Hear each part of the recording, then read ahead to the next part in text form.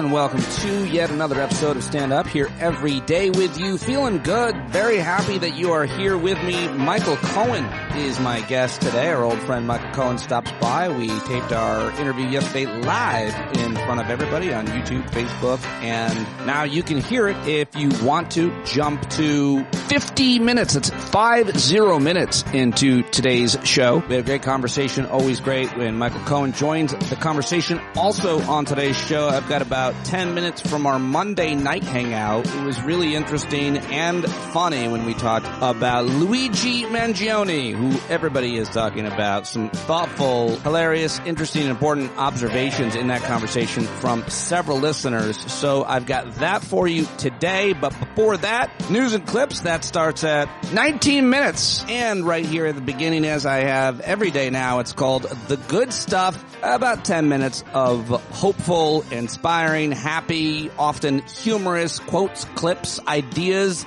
advice, and things that I'm learning and focusing on each and every day, and to enrich my life and hopefully yours as well. So, all of that coming up, but just want to remind you to go get your tickets for Pod Jam, March 27th through 30th in Vegas. Next year, we are gathering again. We've got a great lineup of guests, and I'm hoping to see you there. There are tickets in the show notes for you to get right now, and we are going to have an awesome lineup, an awesome opportunity for a whole bunch of different experiences to have together to connect this community and grow this community. Pod Jam 2, get your tickets now. And if you want to gift a paid subscription to this podcast, Patreon allows you to do that right now. There's a link in the show notes for that, to gift a subscription. You can go do that right now as well. Thank you very much for everybody who is a paid subscriber to the show. Cannot do it without you, so let's get to it.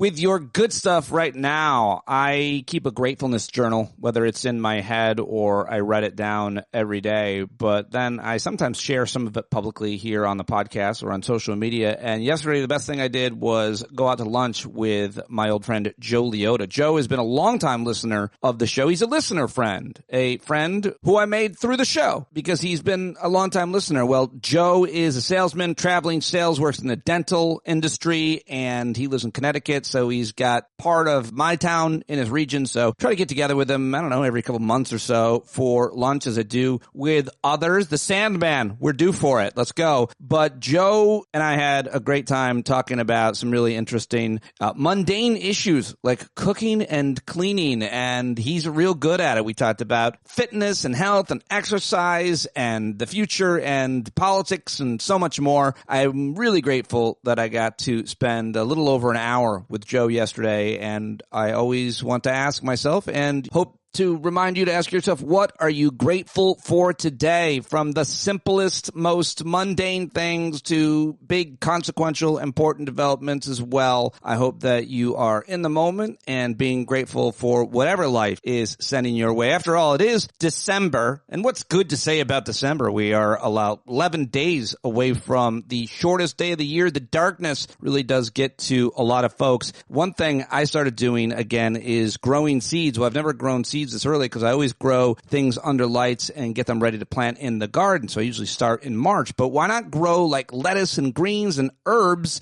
during the winter? It takes very little energy to use these LED lights. And so I've started growing a whole bunch of little basil plants and lettuces, and who knows if it'll pan out. But it's something that is real mindful to do, to prepare them and then just to keep track of them and take care of them every day. Little green shoots coming up in December. It really does something to my psyche, to my just emotional state as I see the green coming up through the soil in the dead of winter. I highly recommend it. Even if you get one little square light and one plant or seedling tray, it makes a huge difference to me. So I get a little carried away with it. I'm hoping to be able to gift some by the new year, but we'll see. We'll see. And I'll share some pictures on social media and everywhere else as well. All right. Well, I'm also very grateful that tonight I'm scheduled to sit down with the ladies from The Hue, Karen, Vicky, Kimberly and Francis. We're taping The Hue tonight. I'm not sure when I'll release it, and maybe I'll go live with you. I went live yesterday with Michael Cohen, and I'm hoping to get Dr. Jason Johnson to join me at noon today. If not him, I'll get somebody to join me at noon. So make sure you've subscribed to the youtube.com/standupwithpete, the Facebook pages, and hopefully I'll get it up on all the other social media platforms that allow that as well. Instagram and Twitter specifically is what I'm talking about. I'm on all of them, including Blue Sky and Threads and all the rest, but going live every day is a good exercise that I'm trying to stick to at noon. Thanks to those who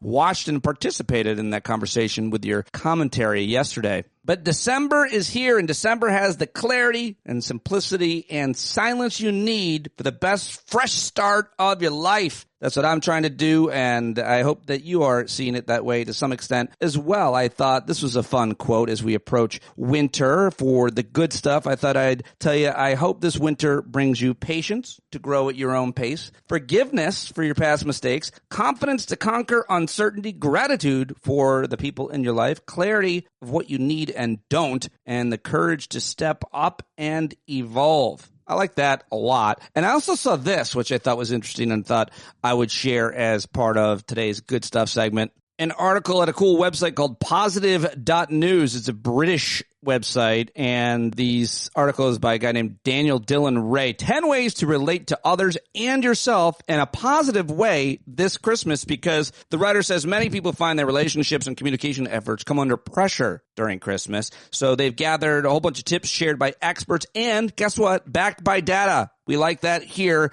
at Stand Up to help everybody have an empowering and festive season, because it's a time to connect with loved ones and relax and, yes, indulge, eat up, do whatever you like to do.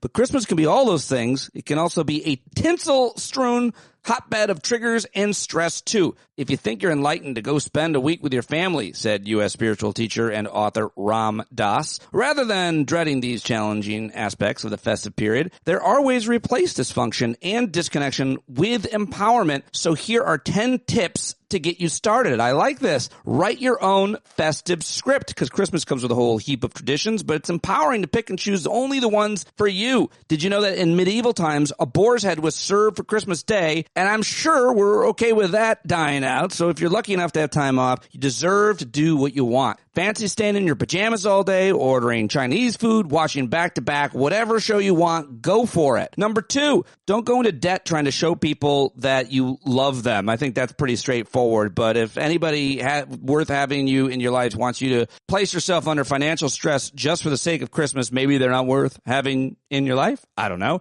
Number 3, choose who you surround yourself with. I love it. That's what I like to do at our hangouts. We have such great people that join us and that listen to the show, as well as in my own personal life. But he says there's no denying that the season can be incredibly stressful. A quarter of the UK population find it more challenging than the rest of the year, according to one poll. Dealing with difficult people can be a key cause of tumult. But as mental health charity Mind reminds us, it's okay if there are people you don't want to see at Christmas. It can feel incredibly empowering to avoid people who refuse to respect your boundaries or who endanger your mental health, and instead gravitate those who bring you ease and joy. Number 4, reframe challenges as opportunities for growth. The idea is that you place focus and praise on your ability to respond to challenging situations rather than simply dreading them. Easier said than done, of course, but treat all the challenges and triggers of the Christmas season as the benevolent, illuminating mirrors and invitations to self-awareness that they really are. I like that. Number 5, notice if you're being motivated by self-criticism. Number 6, seize the change to connect deeply with yourself. Chances are you're already doing a huge amount for other people over the festive period,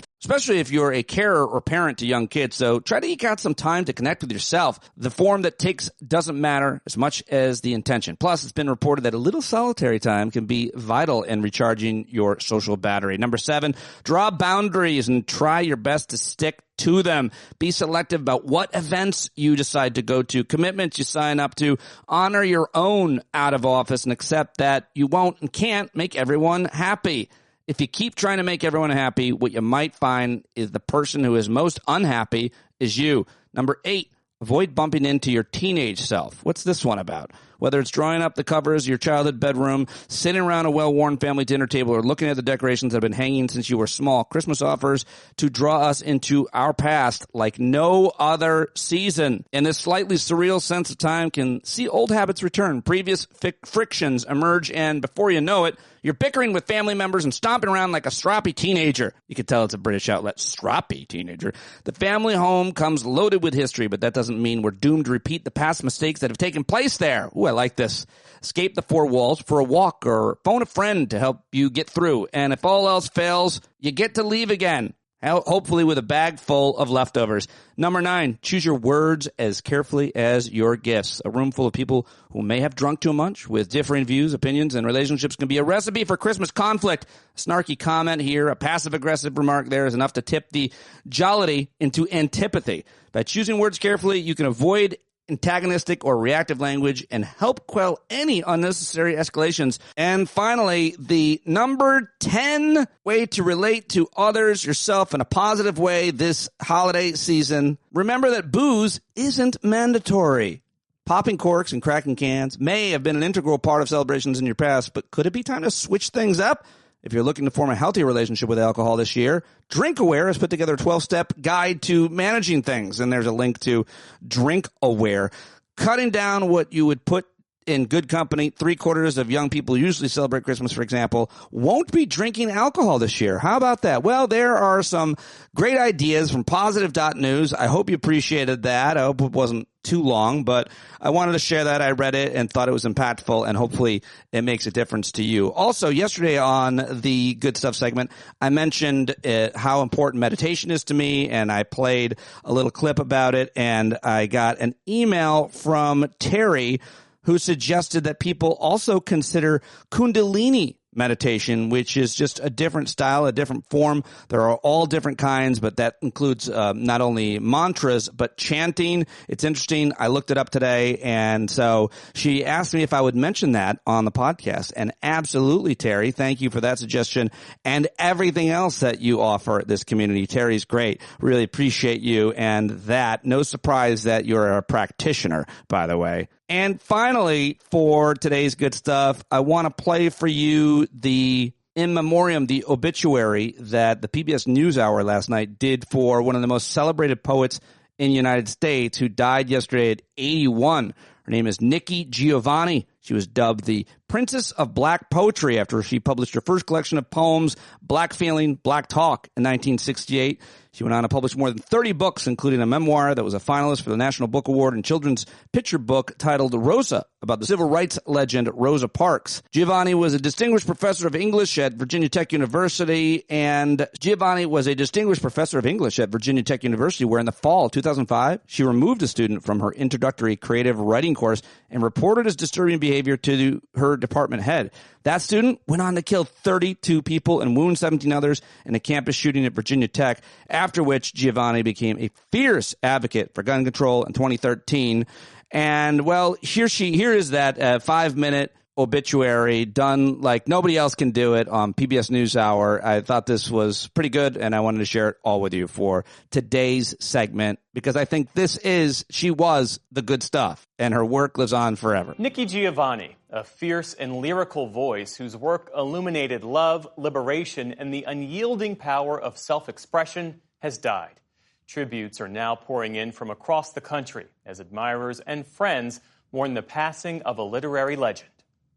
Writer, activist, and public intellectual Nikki Giovanni was an unmissable and unmistakable presence in American culture for more than 50 years.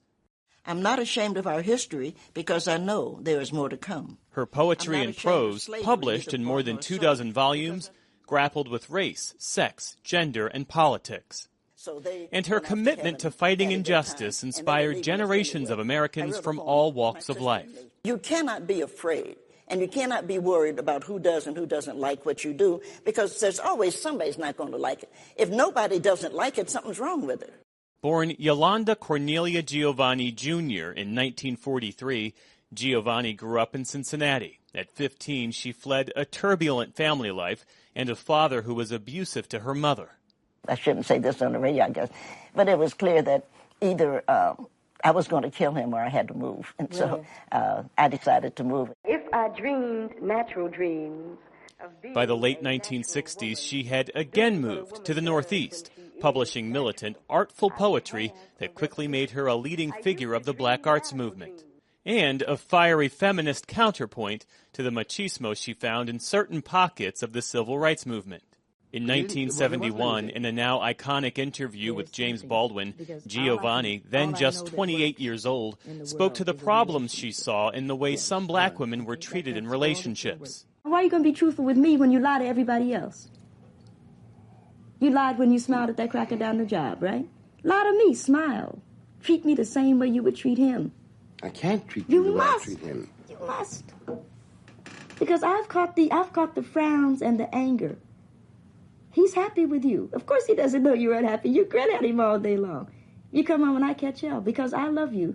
I get least of you. I get the very minimum. And I'm saying, fake it with me. Is that too much of the black woman to ask of the black man?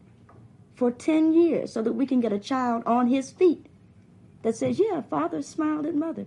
He talked to me about school today. By 30, she was a genuine literary star, selling out Lincoln Center. 1 ounce of truth benefits like a ripple on a pond. Over the next decades, she published frequently and toured widely, often reading her poetry against the backdrop of gospel music. He looked at his dusty cracked boots to say, sister, my time is getting near. Giovanni spent 35 years as a professor of English at Virginia Tech. The day after a shooting there that killed 32 people back in 2007, the community turned to her for solace amid the tragedy. No one deserves a tragedy. We are Virginia Tech. The Hokie Nation embraces our own and reaches out with open heart and hands to those who offer their hearts and minds. We are strong and brave and innocent and unafraid. We are better than we think and not quite what we want to be. She reminded us all to always be bold, to always speak your mind, to always lift your voice, and no matter who's watching or who's in the room, to be unafraid, to be unashamed. Poet Kwame Alexander was a friend who had studied under Giovanni at Virginia Tech. When I think of black liberation and black power and all these things that Nikki wrote about so eloquently, is I like to think of this thing I call matter-of-fact black. The thing I think I learned from her, and that we have to remember our own humanity and not be defined by other people. And we got to remind America and the world of our humanity as well.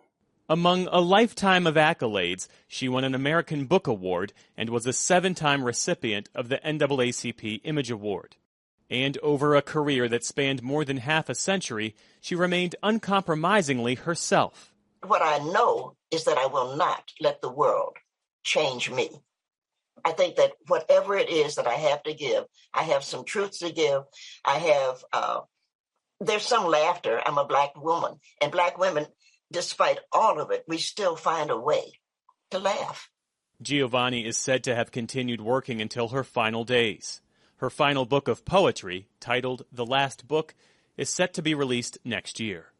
Nikki Giovanni died of complications from cancer. She was 81 years old. There you go, Jeff Bannon on the PBS NewsHour, and I like this quote. It's a journey that I propose. I am not the guide nor technical assistant.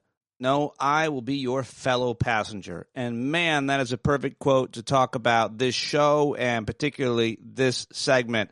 I don't want to be the guide nor a technical assistant, which I guess I am both of, but really what I want to be is a fellow passenger with you on this journey. And I'm very glad that I learned of Nikki Giovanni's work. I wasn't familiar with her, I'm embarrassed to say, but so often is the case about learning about people after they pass. And so I will take a lot of solace in that and that final quote. I like it a lot. All right, well, we are finally to your news and headlines. Let's get after it right now. What's most important from yesterday? Well, the top stories are Trump's first-term Justice Department. Apparently, the first time he was president, his Justice Department secretly obtained phone and text message records from 2 members of Congress, 43 staffers, including Kash Patel at the time, who's now his lead to pick the FBI, and 8 journalists. They were Edgar Hoovering journalists and actual Congress members. I mean, it's crazy. Also, yesterday, Trump's border czar guy promised that mass deportation efforts would start, quote, right here in Chicago immediately after Trump's inauguration. A group of 77 Nobel laureates urged Senate lawmakers to reject Robert F. Kennedy Jr.'s nomination to lead the Department of Health and Human Services.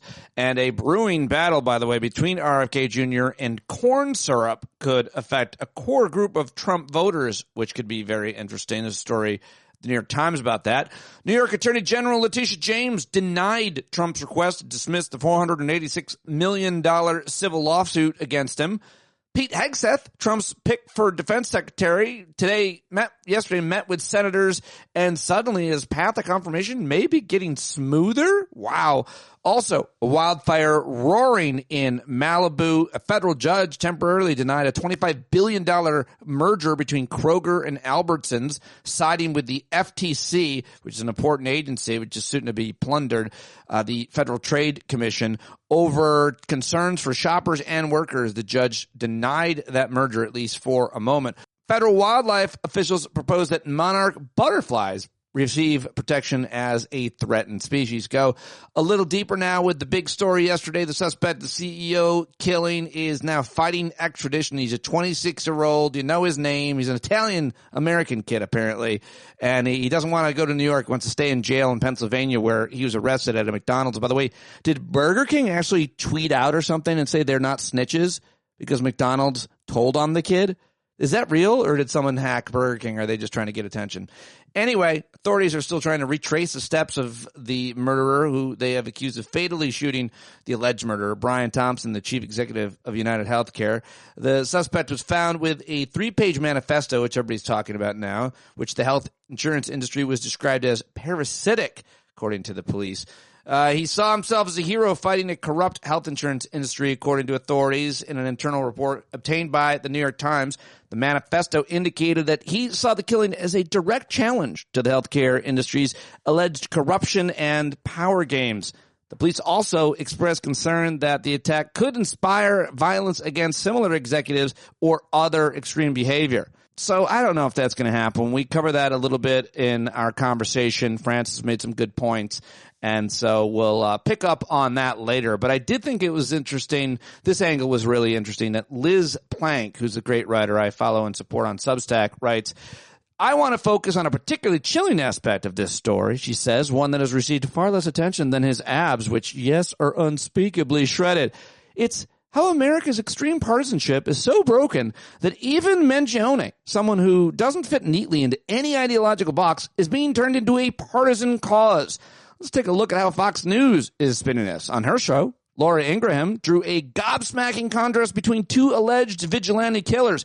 Mangione was condemned as an example of sickness for the public support he received online. Meanwhile, Daniel Penny, who just got acquitted after killing Jordan Neely, a black homeless man, by putting him in a fatal chokehold, was praised as a hero for protecting others. The message is clear. Vigilantism is acceptable, so as long as the victim fits a partisan narrative. By the way, Scott Jennings made the exact same point, and so did all of the rest of the right-wing racist folks in that media echo chamber, comparing these two murderers, Daniel Petty to Luigi Mangione, and trying to create a classic binary on this situation where, of course, everything is far more complex.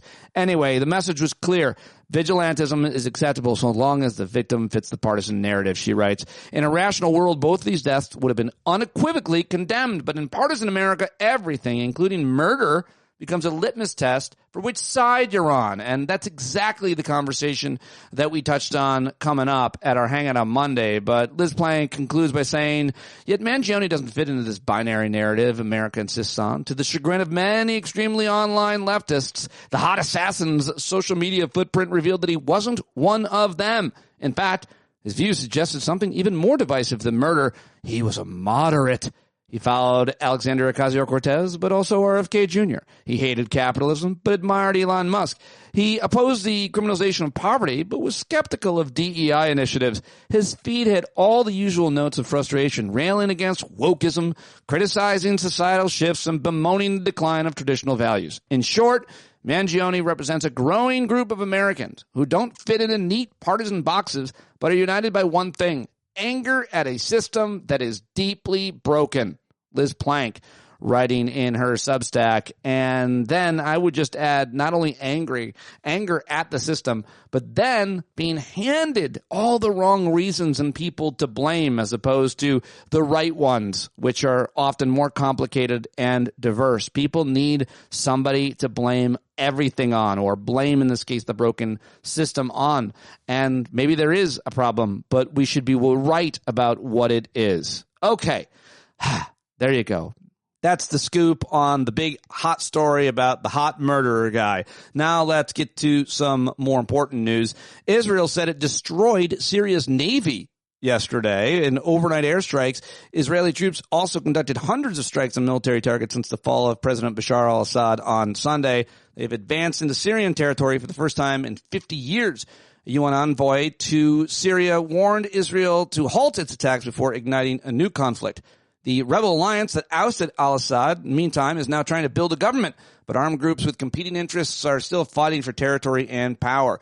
In northern Syria, fierce attacks took place between rebels supported by Turkey and U.S.-backed Kurdish-led forces. In Israel, the Prime Minister, Benjamin Netanyahu, took to the stand in court in his corruption trial, which began 4 years ago.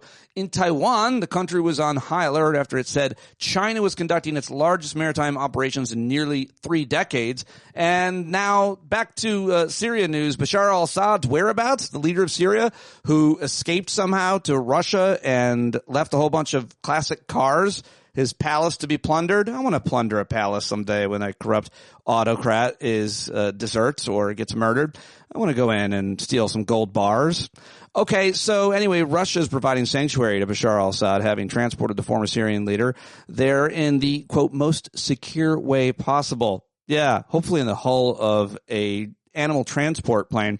After the swift collapse of his regime, Russia's deputy foreign minister told NBC News in an exclusive interview on Tuesday. Now, in related news, the Biden administration said it will recognize and support a new Syrian government that renounces terrorism, destroys chemical weapons stocks, and protects the rights of minorities and women.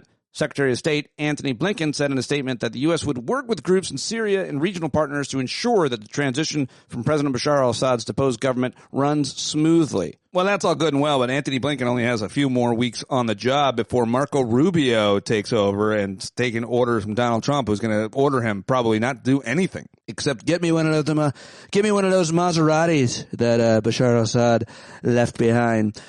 Speaking of which, Trump's pick for the Treasury Secretary is a gay man who once worked for George Soros. Did you know that? I read that yesterday. Regulators are working around the clock to cement limits on big tech companies before Trump takes office. I'm sure they'll get that done. And apparently, sad news, Senator Mitch McConnell, the 82-year-old minority leader in the Senate, apparently he tripped and fell yesterday and sprained his wrist. So I guess he's okay, but I was pretty worried about that. And finally today, I thought this was interesting. In health news, starting at 30 years old now, American women can collect their own vaginal samples for HPV testing at a doctor's office, according to new guidelines. So a health panel has endorsed this new option for cervical cancer screening. So that's a good thing for women's health. And we don't get a lot of good headlines on women's health here in America. So I wanted to read that one for you. Those are your headlines. A few clips for you, and then we'll get to our conversation from the Hangout and my interview with Michael Cohen. Let's start with Fox News. The liberal on the panel at the Fox is Jessica Tarlov. She's real smart. I'm glad that she's there, and I thought that this is worth sharing from yesterday's episode where she perfectly corrects the record on what the economy is delivering for the American people right now. The legacy of Joe Biden will be obviously complicated by how this ended and with Kamala losing, but he oversaw the best recovery in the G7 by far and away. Inflation in this country is lower. Unemployment in this country is lower. He expanded the number of people who got access to affordable health care, Medicaid expansion. We were producing more oil than any other time in world history under Joe Biden. The stock market, it was generous of you to give it. Donald Trump is out there trying to pretend that it's because he's coming back, that's why everyone is so hyped about this. We have been hitting record after record after record under Joe Biden. In terms of the jobs that you say are mirages, we can talk about all the revisions that happened under other presidents as well. But even if you removed all of the jobs that we lost during COVID, the snapback jobs, I think is what you called them, under the Biden-Harris administration, we still got more jobs at a faster clip than we did under the Trump administration. Well, there you go. How about it? Jessica Tarlov making some pretty good points on the Fox, on the 5 yesterday. And here is the president defending his own record yesterday at Brookings Institute, where he's giving like a kind of a farewell speech, I guess. If you will, that we should measure the success or failure of our next 4 years. During my presidency, we created 60 million new jobs in America. Will the next president create jobs, or like Herbert Hoover, be the only president to lose jobs in his administration? During my presidency, will we see the lowest average unemployment rate of any administration in 50 years? Will the unemployment be higher or lower in the next 4 years? We have had a strong economic growth of 3% on average on a yearly basis. Will the next president have a stronger or weaker economic growth? And inflation. Yes, inflation. We're battling through worldwide effects of the pandemic, Putin's war in Ukraine, and supply chain disruptions. I'm meeting the next president with an inflation rate that's near 2%. Where will inflation be at the end of the next president's term? Look, these are simple, well-established economic benchmarks used to measure. I mean, is he whispering? Seems like he's whispering. It seems like he's whispering at this point. I don't know. All right. Well, President Biden yesterday at the Brookings Institute. Not his problem anymore, huh? And also, yeah, here is that clip of Scott Jennings on CNN last night comparing Daniel Penny to the guy who murdered a man on the subway to Luigi Mangione, because that's where we're at now, and that's the binary that they want to propose. Can't seem to tell the difference between the good guys and the bad people on the left. I'm asking you whether you consider this person. We have people praising Luigi. I want to know whether you think that, as Congressman Crane does, that Daniel Penny should get the Congressional Gold Medal to recognize his heroism. I'm not asking you about anyone else. I think he ought to get medal. I think they ought to build a statue to this guy in New York City. Oh, right. Yeah, because it's not racist. There's no... we had a talk about that as well last night, and I would have aired that and shared that with you if I had permission from Scott Williams and others who weighed in on it. But it was really passionate and really important.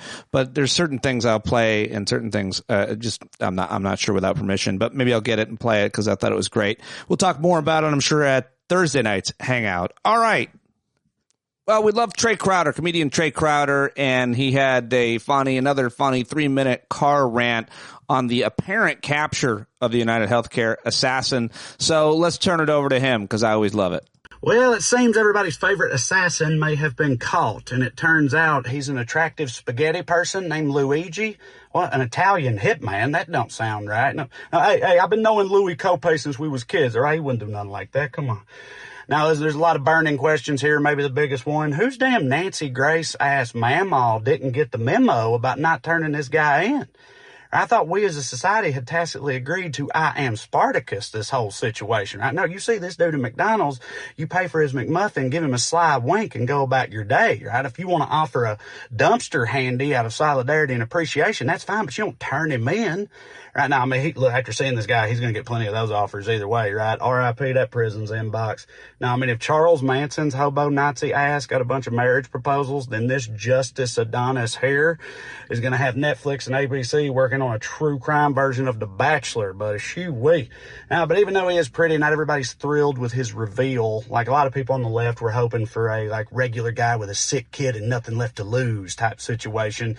But it turns out he's kind of a right-wing tech bro who loves AI and hates sex toys. So for a lot of people, this is like when Jamie Foxx found out that Peter Parker was white in that Spider-Man movie. It's a bit of a letdown. But yeah, he is. He's a rich white kid Ivy Leaguer, which at least the upside of that is that means the American criminal justice system has no choice but to give him a slap on the wrist.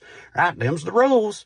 Right? Because, I mean, clearly this is a nice young man with his whole life ahead of him who shouldn't have that ruined because of one moment of weakness, Your Honor. Right? Ain't that how this always goes? Or is that only when the victim is poor?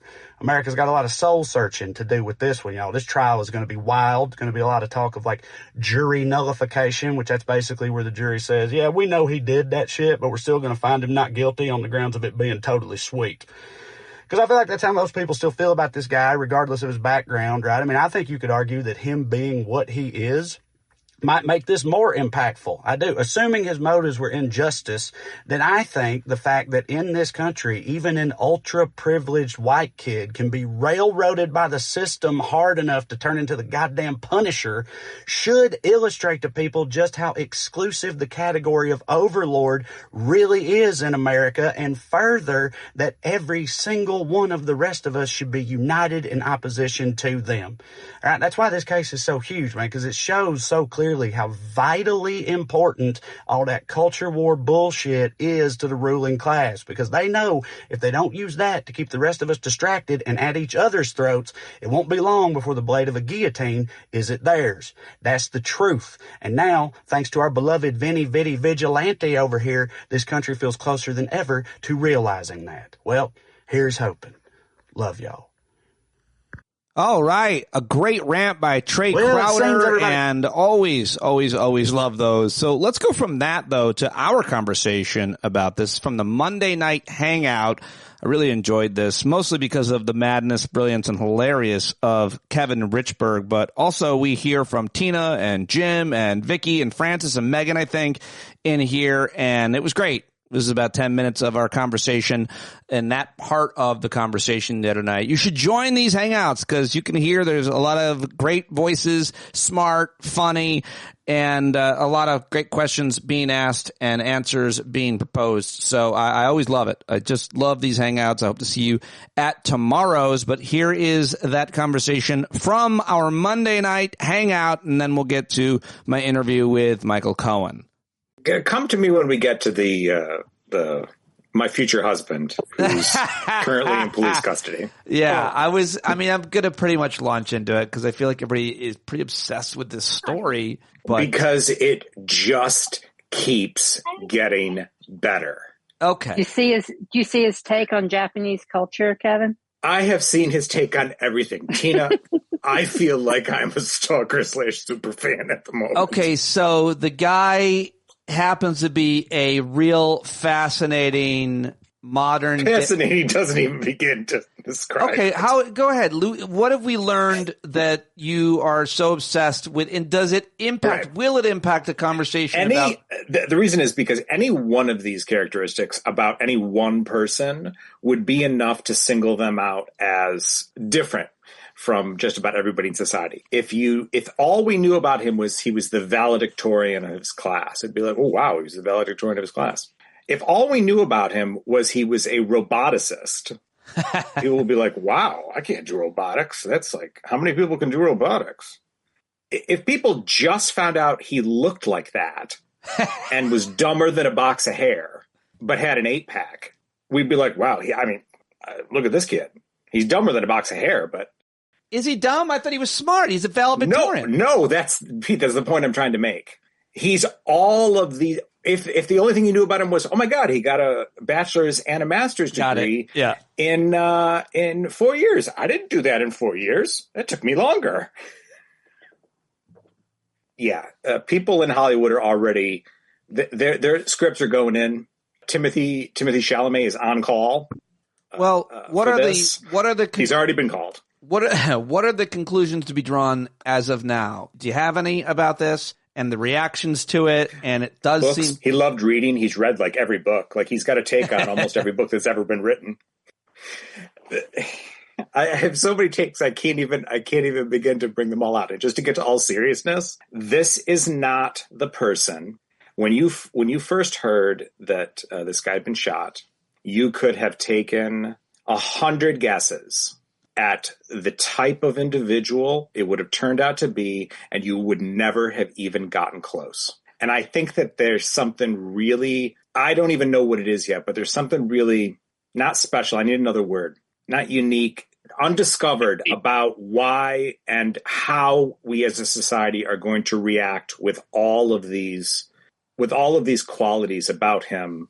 And then this. I will say there were two characteristics that I was not surprised about.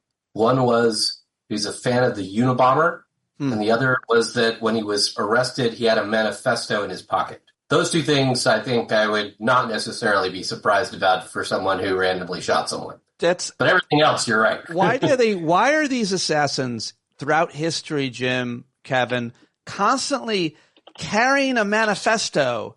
Like, they have it on them. I mean, that's part of, and he read the Unabomber's manifesto. I got to read that. It really does look good.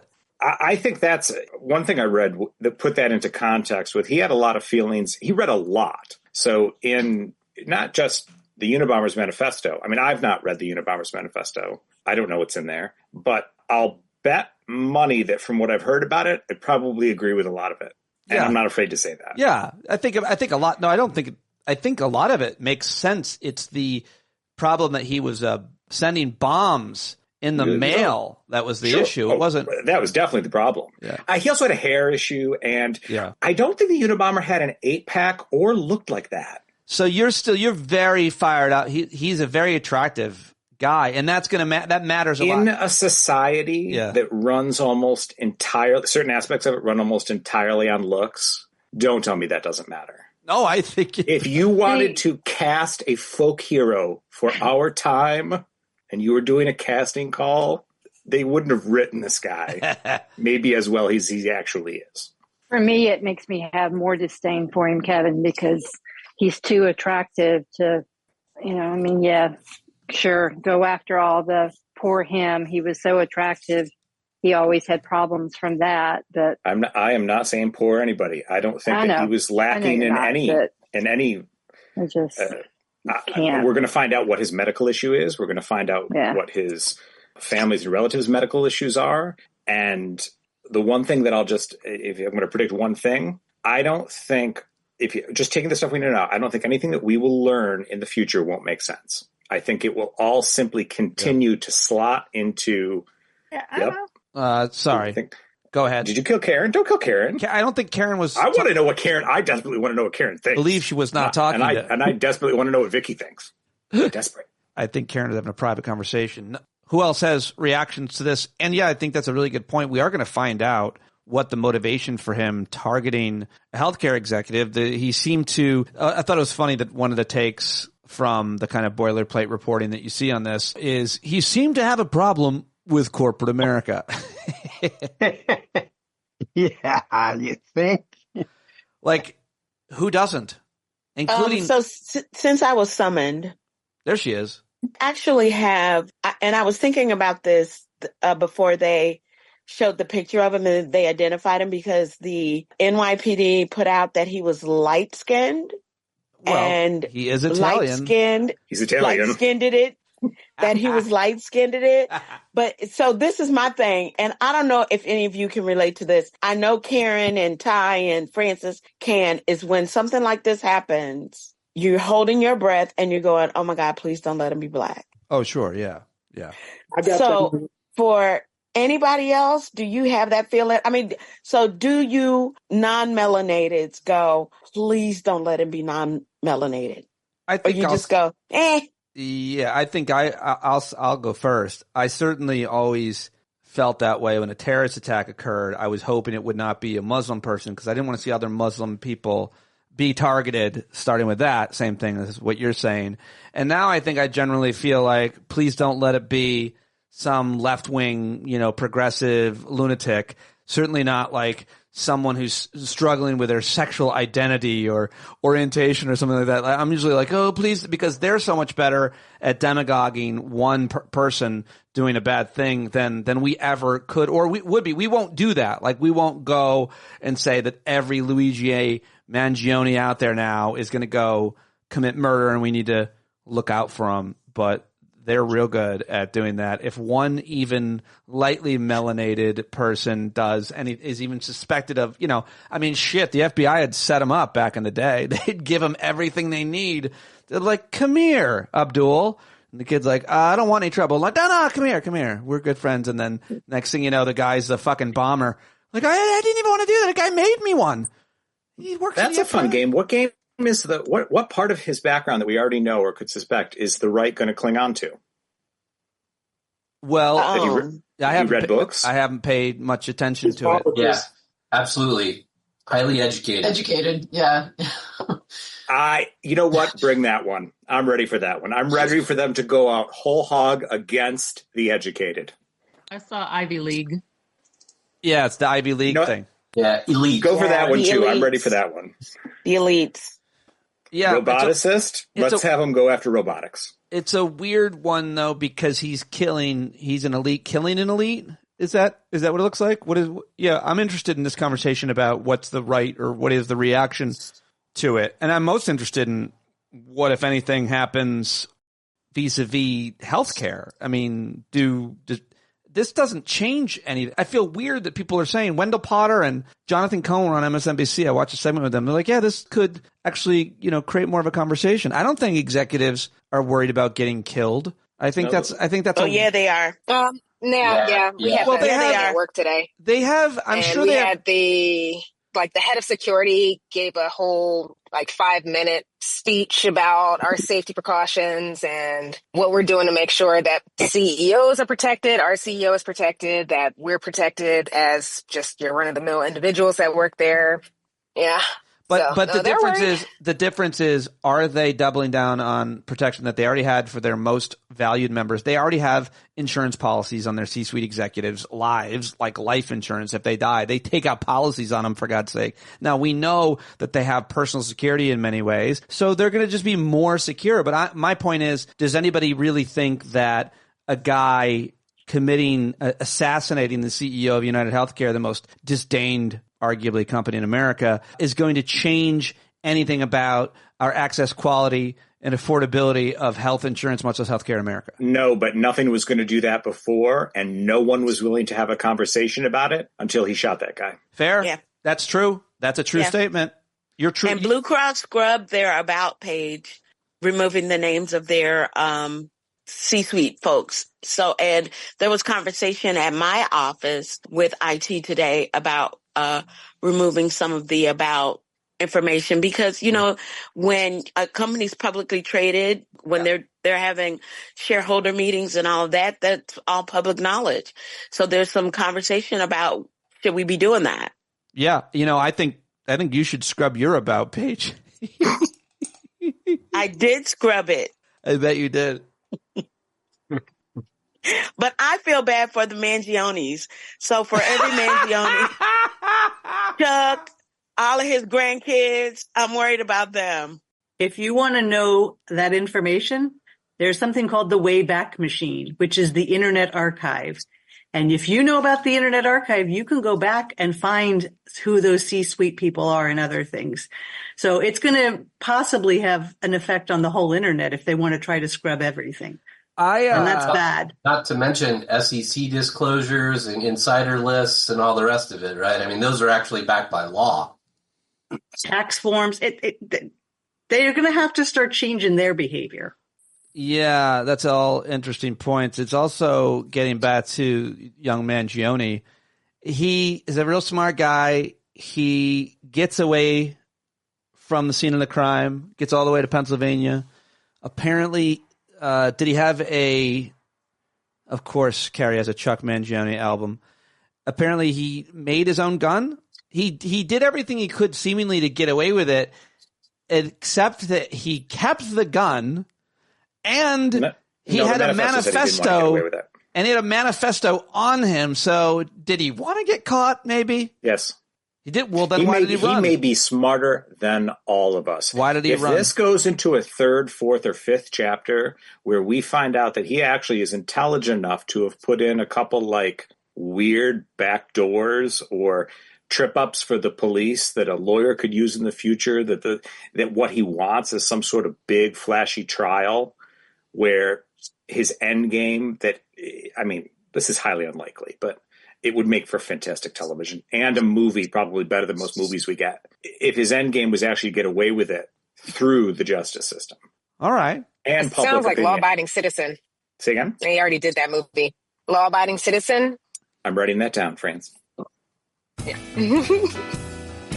All right. We go from Francis's laugh on Monday night back here to today's podcast. Wasn't that great? I love it. Kevin Richburg, Tina, Vicky, Jim. Thank you all. Francis, Megan. That was great. And I will see Vicky and Francis, Kimberly and Karen at tonight's Hangout, or rather at the Hue tonight. We'll be taping, and hopefully we'll get that out pretty soon. I usually put a good edit on that. You get 4 voices, 5 really, if you include mine. All right, now let's get to my conversation with Michael Cohen. Really always enjoy reading him at truthandconsequences.substack.com, truthandcons.substack.com. Michael is a senior fellow with the Center for Strategic Studies at the Fletcher School at Tufts. He is a columnist and contributor to MSNBC and the Daily Beast. And, of course, you got to subscribe to his Substack and support him on social media. All of that is linked in the show notes. We caught up yesterday live around noon, and you can join those live events. I'll be there interviewing people, hopefully almost every day at noon. Look for me. I'm going to try to stay consistent with that. We'll see. Let's see. It's working out so far for my schedule, trying to build up the YouTube page, youtube.com/standupwithpete. You can see it there. But right now, time to get to my conversation with Michael Cohen. There's lots to talk with you about. You've been writing a lot of great stuff over at truthandcons.substack.com. I wonder if we might just go overseas a little bit and examine anything you want vis-a-vis South Korea, their democracy, or we can talk obviously about the downfall of Assad, which is huge. Are you thinking about either of those issues much? So I wrote a little earlier today I wrote this weekend about Syria. I think it is a phenomenal moment. There's no other way to put it. This is one of the worst dictators on the planet. I think we'd agree. He's killed hundreds of thousands of people, brutal rule. And I think one thing that I was struck by this weekend thinking about this was people's desire for freedom, for recognition, to not live under tyranny is pretty hard to suppress. And I think what's striking about it is, first of all, the desire of Syrians, the joy that you see in Syrian people, but also just how quickly this rule disappeared. And I think it's emblematic of just the shaky foundation on which Assad's rule resided, and that it was not something that he didn't have legitimacy among his own people, not among his even own supporters. His own military abandoned him. And I think this is just a great moment and just shows, I think, the hollowness of these types of regimes like Assad had. Somebody who basically rules only by fear, not by engendering any kind of loyalty toward the political system that he has created. What are your thoughts about what it does to the region in terms of the power vacuum it creates in Syria, of course? And then I think everybody's writing about that this is bad for Iran. How? Terrible for Iran. Terrible. Because Iran basically has few friends in the region. They're a Shiite Muslim country. They're not beloved by their neighbors. And their one ally was Assad, and now he's gone. And their two proxies, major proxies, aside from, I guess the three are in Yemen, but mainly it's Hezbollah in Lebanon, which has been severely weakened by Israel's war there. And then, of course, Hamas, which has been severely weakened by the events of October 7th. I think in that respect, it's a disaster for Iran. It isolates them even more than they already are isolated. And by the way, this is happening at the same time that Trump's about to come back into power, which is a disaster for them. Right. Because he wants to put more pressure on them. So bad all around for Iran. It couldn't happen to a nicer regime. So I think we should all be pretty pleased about that. And it's bad for Russia. Russia counted Syria as a key ally.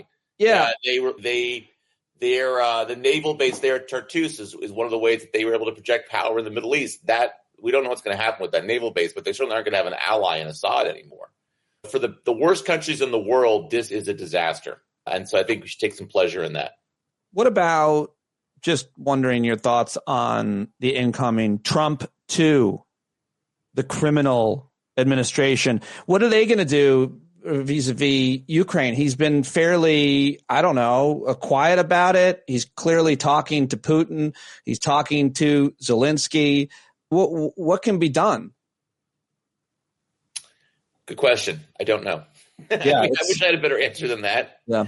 Except I assume that he is you're not going to see continued arms shipments to Ukraine. That would be my assumption. I think one of the reasons why a couple of weeks ago Biden was willing to allow Ukraine to use ballistic missiles in Russia against targets in Russia was because he knows what's going to happen when Trump takes over. But so I guess there's no but. I think what's going to end up happening is that Ukraine's going to have to make a crappy deal with Russia. That's what I think is going to happen, a crappy deal It involves them giving up a significant part of their territory to Russia. But I think that's always how this was going to end. I don't think that Ukraine could ever have won this war. And but they're going to get a worse deal now than they probably would have had Harris won the election. But then again, who knows? Maybe Zelensky will smooch enough of Trump's tush that Trump will change his mind about it. I doubt it, but you never know with Trump. You just never know how these things play out. I think that's the thing that's always so complicated about. I had to do a briefing with this group from Japan right after the election, a bunch of the think tankers, and they wanted to know what Trump's foreign policy would look like. And I said, your guess is as good as mine. I know you brought me in here to give you expert analysis, but the reality is none of us really know because he makes decisions on a whim. It's such a good point. I always think of that. Even if he makes a decision, then he sends his Secretary of State while he's in the air. He changes his mind. He changes his mind on a tweet and on a whim on major policies, much less foreign policies. And how do you carry out those orders if you're one of his loyal sycophant cabinet secretaries or agency leaders? If he's just changing his mind constantly, that's one thing that's going to be consistent is his inconsistency. My favorite example of this is North Korea. I don't know if you remember this, but during the first 2 years of his administration, or 2 or 3 years, he basically portrayed the North Korea, what do you call him? Rocket Man. He called, and he threatened to go to war with North Korea. And then I think it was 2019. I'm not absolutely sure about that. The South Koreans. Wind beneath my wings. Oh, Jesus! What was that? What was my Siri? For some reason, just said, "You're the wind beneath my wings." That's really odd. Maybe they were channeling the Trump Kim Il Jong love affair right there. Maybe that was an excerpt from one of their love letters. No. So anyways, the South Koreans come to the White House and they're briefing Trump on what's going on. And they mention that Kim Il-jung wants to have a meeting with Trump. And Trump is like, okay, let's do it. Literally on the spot. South Koreans are stunned. They announced it within the next hour. And all of a sudden, U.S. policy toward North Korea, which had been incredibly antagonistic, changes. And now Kim Il-jung is Donald Trump's best friend. They're having meetings together. They're sending love letters to each other for no reason other than he wanted to meet with Kim Il-jung. He thought it would be a good public relations thing. Kim Il-jung was very solicitous of him, which meant he changed his opinion about him overnight. It's insane, but that's how foreign policy goes with Donald Trump. So let's talk about domestic policy. Let's talk about what's happening at home. First of all, you've got a important part one of a postmortem. What happened in the 2024 election? Yeah. Some people might be sick of these takes, but these takes are they're important, I think. They're the ones that are most accurate and consistent because the data we have now is more accurate than what we did in just the days and weeks after. Yeah, exactly. So I feel like these, and I also personally, I want to continue to try to understand what happened, because if we get it wrong, if we diagnose it incorrectly, and a lot of people already have, and it's hard to know what's right and what's wrong, then you can't fix it. So this first segment or installment at truthandcons.substack.com deals with a couple different things and a couple different states. Tell us how you broke it down, and you're talking about Wisconsin and Illinois, and next installment you're going to talk about North Carolina, Nevada, New York, Pennsylvania, et cetera, right? So a couple things, so in Michigan was just sort of fascinating to me, because in a lot of places in Michigan, Harris did better than Biden did. She got more votes. She got fewer votes than Biden. She got more votes than Alyssa Slotkin, who won the Senate seat there. Even though Harris lost, she got more votes than the Democratic Senate candidate who won. And so I looked at it more closely. She did very well in a lot of traditionally blue districts. She got more votes than Biden did. She underperformed around Detroit in Wayne County, underperformed in Oakland County, which is a very wealthy suburban county of Detroit. And those two counties basically cost her the state. And why she had to perform there and then overperform places like Kalamazoo or Grand Rapids, I'm not really sure why. It's a real mystery to me. But it doesn't suggest that their turnout was a problem for her. The issue wasn't that she didn't get enough turnout. The issue was that just enough voters either switched to Trump or Trump overperformed. And you saw that especially in Wisconsin. Wisconsin was sort of fascinating because, again, there she got more votes than Biden in Wisconsin. She lost by a very close margin. She didn't underperform it. So in places like Milwaukee, So you'd think if she underperformed in a place like Detroit around Wayne County, so you'd think maybe she underperformed with black voters. Maybe that's why she lost. But in Milwaukee, which has a lot of black voters in Wisconsin, that didn't happen. Instead, what happened is Trump basically got huge turnout not huge turnout. He got just enough increased turnout to win. And what that tells me, and also there again, another situation in which she gets more votes, almost as many votes as the Senate candidate in Wisconsin, Tammy Baldwin. Baldwin wins, Harris loses. Why? Because a lot of people voted for Trump and then didn't vote for the Senate candidate. That happened in Michigan. That happened in Nevada. That happened in Pennsylvania. That happened in Wisconsin and Michigan, all four of those states. And so what's happening there, it looks, is that Trump is getting voters to come out and vote for him who just didn't want to vote for any Republican on the ticket. So in Michigan, the Republican Senate candidate got 120,000 less votes than Trump. So a lot of Republicans who basically said, I'm going to vote for Trump, and that's it. I'm not going to vote for the Senate candidate. It wasn't like they voted for Slotkin. They just didn't vote in the other race. Same thing in Nevada. The Nevada candidate, Sam Brown, got 70,000 fewer votes than Trump did. Had enough of those voters voted for both Trump and Senate candidate would have won. So what that tells me is that in a lot of these places, Trump was getting, you have a sort of unique voter who's just voting for Trump and not for other Republicans. And if I'm a Republican, I'd be a little concerned. Can you replicate that in 4 years? Because what you've seen repeatedly is Trump does not have coattails. He didn't have coattails in this election, right? Democrats picked up one House seat. Republicans picked up Senate seats, but mostly in red states. Only one blue state did they pick up a seat. That was Pennsylvania. And again, of course, you had 4 states where Trump won and Democratic Senate candidates also won. So what that tells me is that that Trump being on the ticket, he brought out voters who might not have voted. And had he not been on the ticket, the Republicans might not have won the White House. What do you want to say about any different group of voters that you've learned from the data? I'm most interested in folks who identify as Latino or Hispanic and how they voted. But obviously, I'm interested in young folks, young men. Any different group that you want to take a look at that surprised you or that you think predicts something or implicates some strategy or policy or not, the candidate? 2 things that jumped out to me looking at the data that I was interested by that I want to look at a little closer. North Carolina, Harris got more votes than Biden did. Lost the state, of course, but did better than Biden had done. Only in 5 states did Harris get more votes than Biden. 4 of them were swing states. Can you guess the 5th, Pete? That was a swing state? No, in 5 states, she got more votes than Biden. 4 of them were swing states. North Carolina, Georgia, Nevada, and I believe was Wisconsin. What is Wisconsin, Michigan? I can't remember. But there's a 5th state, too. Can you guess? Georgia? No, you said Georgia. Yeah. No, Georgia got more votes than Biden. Pennsylvania. Nope. Not a swing state. It's not a swing state that she got more votes. I want to play. Don't say it. Not a swing state where she got more votes than Biden and won it. Oh, no, didn't win it. Didn't win the state.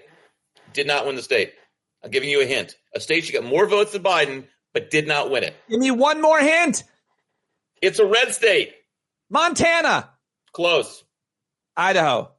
Close. North Dakota. Utah. Oh, Utah. Damn it. Wow. It was fun playing. I wonder what that's about. Also, Trump got fewer votes than he got in 2020 in Utah. Not quite sure why. I think because Mormons don't really like Trump all that much. It's really hard to make sense of things, but it would seem that the candidates have so much to do with it, Michael. The candidates themselves. Yes. I think in this election, I think Trump had a lot to do with it. I think Trump appealed to a lot of voters who only want to vote for Trump. There are Trump-only voters out there. And I think a lot of when I was talking before about these 4 Senate races that Democrats won in states where Trump also won, that's a phenomenon. In every one of those states, the Republican candidate got significantly fewer votes, and that's than Trump. So you had people who were single candidate voters. But back to North Carolina really quick. Interesting thing about that is that Harris did quite well in the suburbs and areas around sort of Raleigh-Durham, Wake County. She did well in Mecklenburg County, which is where Charlotte is. Where she really underperformed was in this string of majority or predominantly black districts north of, along the Virginia border. So you got about 7 or 8 of these districts, about these counties. They're pretty small, but large African-American populations. And she underperformed vis-a-vis Biden in all of them. That's emblematic of what we've been hearing about, where she underperformed with minority voters. Now, was that because they voted for Trump? In some cases, yes. Was it because they didn't want to vote for a female candidate, a phenomenon we saw in 2016 with Hillary Clinton? Maybe. But that's one place. It didn't cost her the state. She probably would have lost it anyway. Right. But it is interesting that she had a pretty big decline in these sort of majority black districts in a southern state, and not in the urban state part of the state, but more rural part of the state. It's really, I just can't believe we're here. I say that every day. I try not to think too much about it, but we are in the transition time, and you're writing about the different nominees that he has appointed, all the craziness there. It looked, by the way, you have a piece at your Substack, Donald Trump fuck up watch. Pete Hegseth's bid to be Secretary of Defense is on life support. Maybe not anymore. I'm very surprised. It really is. I got that one wrong. I thought he was dead in the water. You had Trump people, leaking about him, criticizing him for not being honest with Trump. But now he seems to have turned the tide. Joni Ernst, who I thought was the bellwether in the Senate. Joni Ernst, who's a senator from Iowa. She was in the military. She is a survivor of sexual assault. I would imagine that if anybody was going to vote against Hegseth, it would be her. And with the assumption maybe a sense that maybe Lisa Murkowski and Susan Collins wouldn't support. Right. If you lose Ernst, he can still get confirmed. But my guess was that if you lose Ernst, you probably lose the Senate. But now she's saying that she's inclined to support him, which I am surprised by. I shouldn't be, because cowardice is obviously a primary characteristic of Republican senators. Yeah. I remember covering all those hearings and learning from veterans organizations how much of an epidemic sexual assault in the military is. Yes. If you know any woman that served, you'll know that. But Joni Ernst was outspoken and worked with, I think, Kirsten Gillibrand and others. And so you would have thought that she would not want to allow a guy who has been credibly accused of sexual assault so many times, including by his mother. But with all of these appointments, it's scary to me that thinks it gives permission to predators and those who would do bad things. And it certainly doesn't imbue any hope or inspiration that there's going to be reform on the issue of sexual assault in the military if the guy atop the Pentagon is creepy McCreepants. And not just that, he's also said he doesn't think women should serve in the military and be in combat roles. And you're Joni Ernst, that's got to be a little bit offensive to you. Not to mention the fact he is not qualified for the job. I saw this quote by Tammy Duckworth today, who was, of course, in the military, and she was wounded and she lost both of her legs. She said, this guy was a company commander. That does not qualify you to be Secretary of Defense. And she's right. Doesn't qualify you at all. He has no qualification to be Secretary of Defense. He does not understand military policy. He is a terrible pick. Yeah. At this point, I would probably say I think it's confirmed. Now, granted, there's going to be confirmation hearings that are going to be ugly, and he's going to get asked a lot of questions about, and there's going to be more stories that are going to come out. I don't know. I think at this point, if Ernst goes along, and by the way, we should talk about why Ernst did this. She is 2 years away from running for re-election. You've had Republicans who basically have come out and said if she doesn't vote for Hegseth, they're going to run a primary challenge against her. I saw a poll over the weekend that had her below 50% in a Republican primary. I have no doubt that's what's driving this. She thinks if she doesn't support Hegseth, she's going to lose re-election. It's pathetic, but it's not surprising. And at this point, I think he might make it through, which is shocking that he might make it through. The hearings are going to be interesting if there are hearings, right? It's possible that there will. No, there'll be hearings. Okay. There'll be hearings. Any other appointments that you're paying close attention to? I know you're paying attention to 14 billionaires or something like that he's going to have in his administration. He's got Cash App running the FBI potentially. He's going to fire Chris Wray, which is unprecedented except for him. What else? Other thoughts about any other picks? I think if any of them are going to go down, it's probably going to be Tulsi Gabbard, just because she's not a Republican. She doesn't have a constituency. She is a Putin asset. She's praised Bashar Assad in the past. I think if anybody gets stopped, it's going to be her. But at this point, I think I wrote this a couple years ago. I think probably all of them get through. Gabbard is probably the weakest one. Hegseth has improved his standing. RFK Jr. should not get through. It's a disaster if it gets through. But I just don't think there's enough. There's four Republicans who will vote against him. I do think his confirmation will be a dumpster fire. And then as far as Patel, I can't get a good read on that one. My sense is he's utterly unqualified for the job and is a clown pick, but I mean, he might get through. What do you make of, let's just look at here at the end, the Democrats and who is in charge? Who are the leaders of the Democratic Party? How much does the chairman of the DNC make an actual difference? There's been successes. There's been failures. Some blame gets put.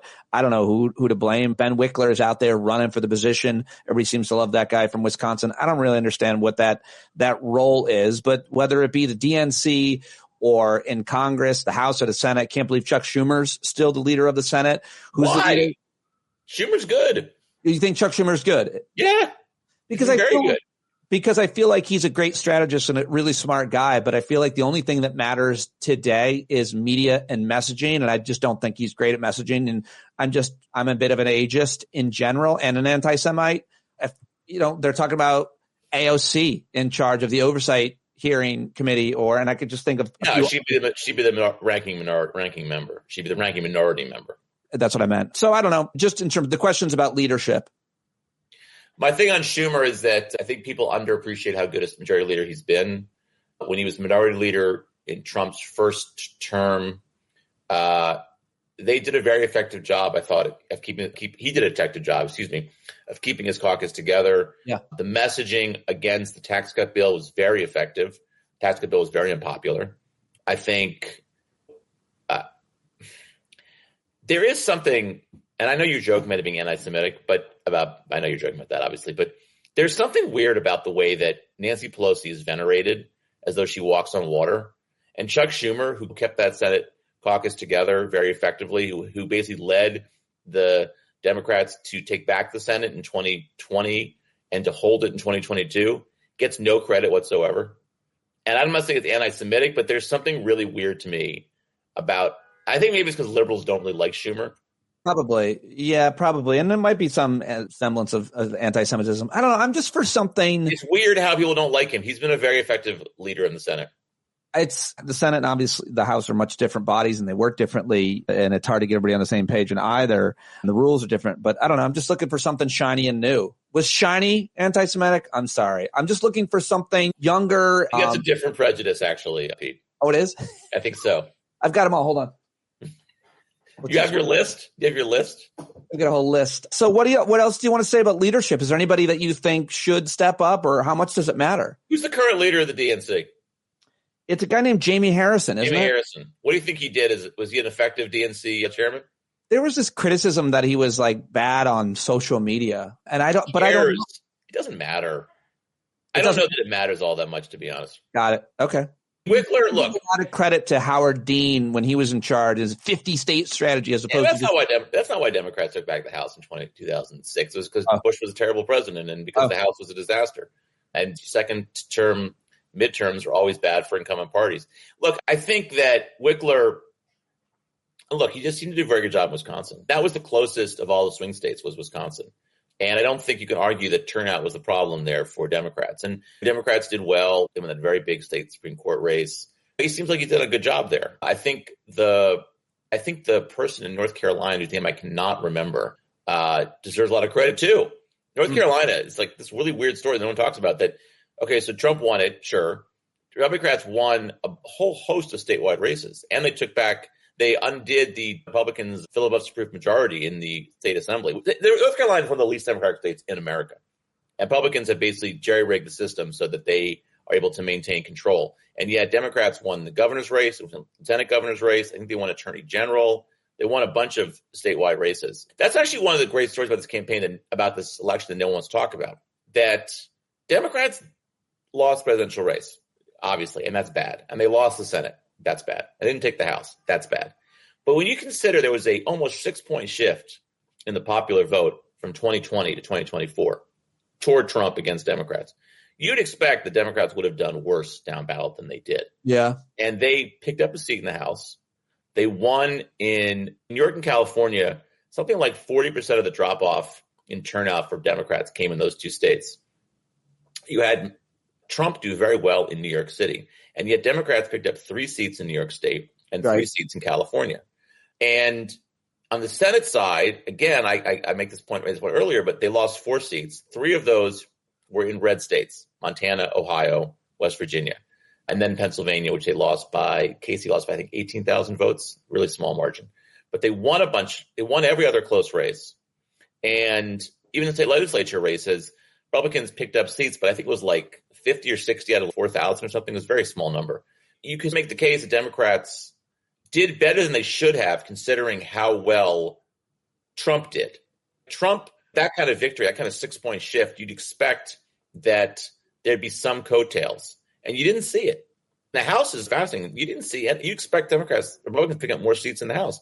It didn't happen. They have the smallest majority, I think, ever. I think it's maybe ever. It's like a 3-seat majority. No, 3 seats. 3 seats. Which is going to go down, by the way, when Stefanik and Waltz from Florida becomes national security advisor. Stefanik becomes ambassador to the UN. So I just think that it was a bad night for Democrats, but it could have been a lot worse. Back to what I said earlier, I do think a lot of what happened is just that there was a unique Trump vote. People who just wanted to vote for Trump. Trump people, and give them credit for this, they said during the campaign they wanted to mobilize these occasional Trump voters, and they did. The problem for Republicans is that it didn't translate down to the rest of the ballot. And look, this is a trend. In 2018, with Trump as president, Democrats picked up the House. They gained 40 seats in the House. In 2020, if I remember correctly, Senate candidates generally did better than Trump did across the board. And of course, they lost the Senate that year, right? After the election, this was fascinating. 2020, Trump loses. And then after the election, generally speaking, after the election, when you have elections that take place after Election Day, like in a runoff election, generally the party that lost the White House does well in those races. That didn't happen in 2020. The 2 Georgia races went to Democrats who didn't control the Senate. 2022, you get a lot of Trump clone candidates who underperformed. So Democrats barely lost seats and barely lost the House and held the Senate. So I think what's interesting about this is Trump does not have coattails. And there is a sui generis. There is a specific Trump voter that Republicans cannot rely on when Trump's not on the ballot. And he will not be on the ballot again in 2028. Finally, just got to ask you for your reaction to the story that has captured America's hearts and minds. The assassination of the CEO of United Healthcare. They caught the guy.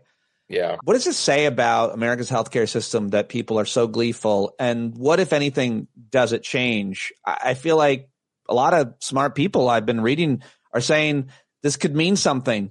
I don't really get it, but what are your thoughts? I don't think it means very much, to be honest. I think people who are celebrating this, first of all, are really sick individuals. I think it's disgusting. I have all kinds of complaints about the American healthcare system.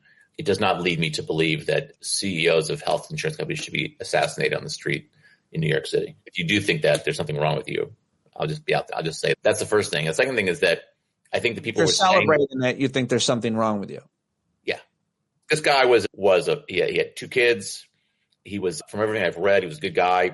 And I think it's fascinating too that this is a guy basically who came from, his father was a grain elevator operator. And he rose to this point. And the guy who shot him is an Ivy League grad from one of the richest families in Maryland. That's an interesting way of looking at it. Yeah. It's ironic if you think about it. You can criticize the healthcare system. I have no problem with it. I would join you in that criticism. I don't think it justifies murder.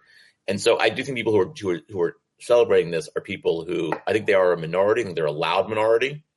I don't know that there's something necessarily to be gleaned from that, except people hate the healthcare system in America, which I understand and I think is fine. I think that I can make a point here that I can't prove, that I do think there's something about the way Trump has coarsened our national discourse that makes people say terrible things like cheering on somebody who kills in cold blood a CEO of a health insurance company. But that's just me speculating. No, seriously, I could say that. I don't know if it's true or not. I will say this about the guy who did this. I don't know if you've read what I've read about him. And by the way, his name, Luigi Mangione. Somebody made a joke. What a name. Somebody made it, I think it was Jon Stewart or Jimmy Kimmel, about usually the assassins, we always say their 3 names. I know. But not here. That's true. That's a good point, actually.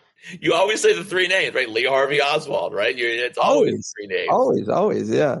Maybe because there's so many damn syllables this guy's name, you don't really need to get the middle name. I don't know. It'd be hilarious if either it was another very Italian or if it was something like off that, a different ethnicity. It was like Fred. Luigi Fred Mangione. No one's going to say that. Tyrone or Moishi, just anything to just, what the hell? But anyway, you were saying this kid in his... So, it seems like he had cut off contact with his family.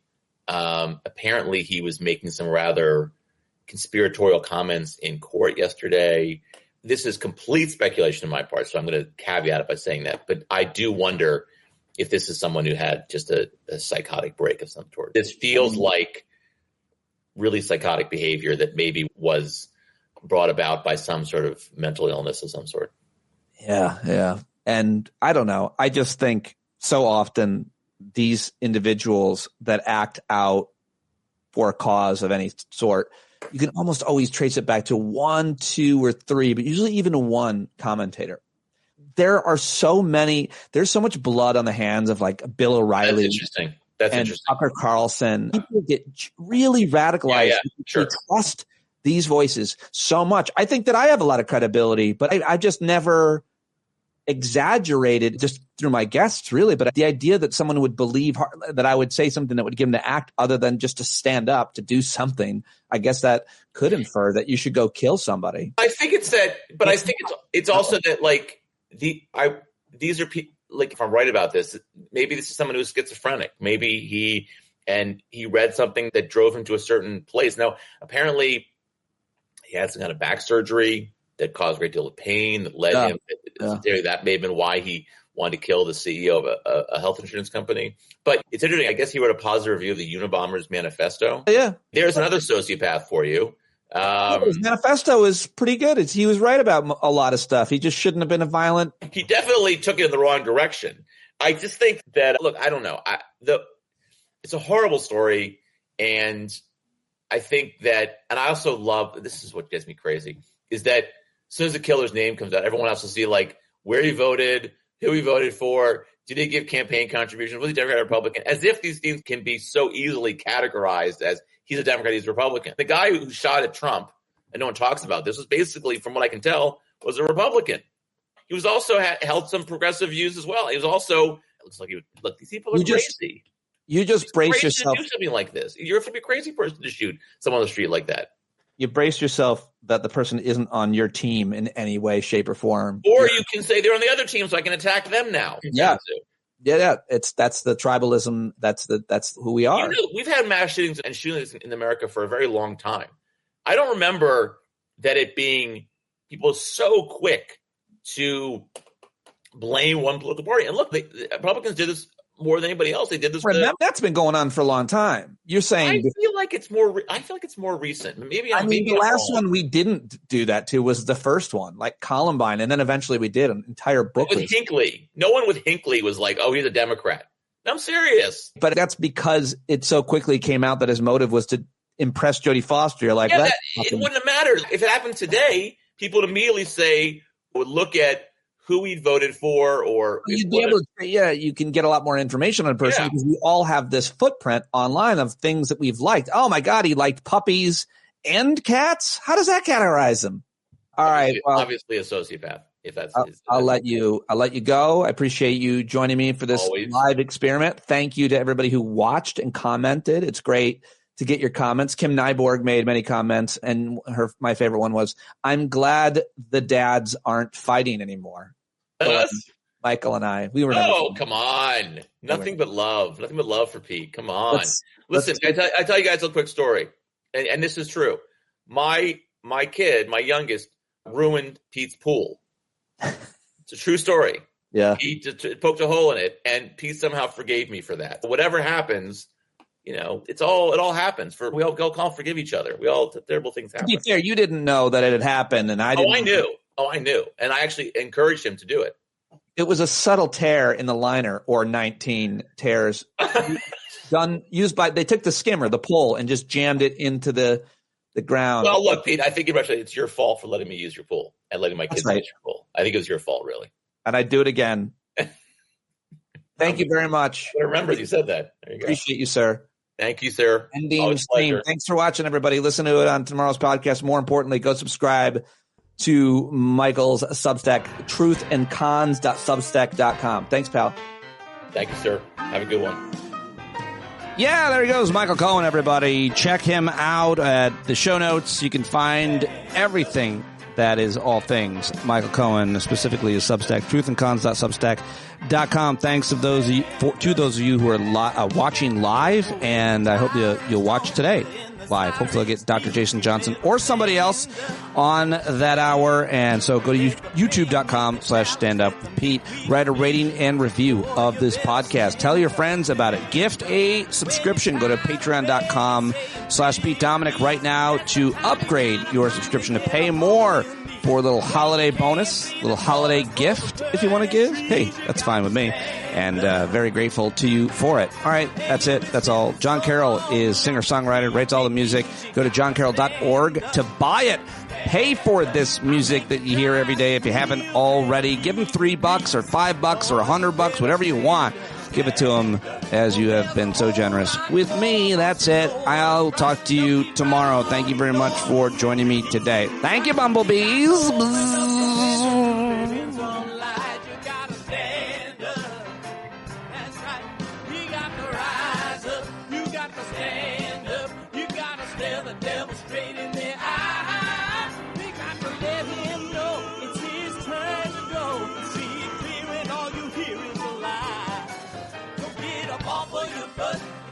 Off of your fence.